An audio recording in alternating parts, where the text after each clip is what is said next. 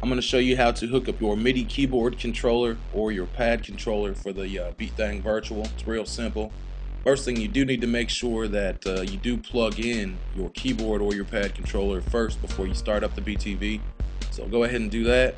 Then start up BTV and go to your systems. And the MIDI input port is what you want to set, so take a look at that. I'm using the Triton LE. You want to go to the drop down menu and you should see the controller. Your controller should be in there. If not, just make sure you do have the updated drivers for it. Make sure to set the MIDI output port for the controller as well. And that's the first thing you want to do. A good way to test it, just go ahead and close that. Let's go to pattern, hit new, go over to one of the factory kits.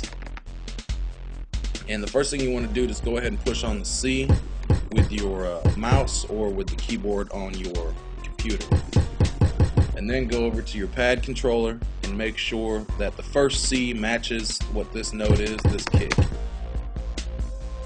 So I'm hitting it and I'm hearing an instrument, so it's sounding like they're not lined up. So you want to go back in to the system settings, and that's when you need to go ahead and select the MIDI notes, the transpose MIDI notes option and the root MIDI note. Now what you want to do is start with 36. We're finding that 36 does work for a lot of the pad controllers and a few of the MIDI controllers. It does happen to work with my Triton LE here.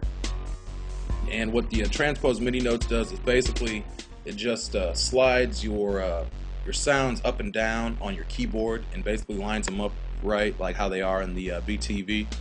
So now that I've got that set on 36, I'm going to go back here, go ahead and click on the C with my mouse, and then go over to my keyboard controller, push the first C, and you hear that they're lining up. It's the same sound, so I got my MIDI keyboard here dialed in.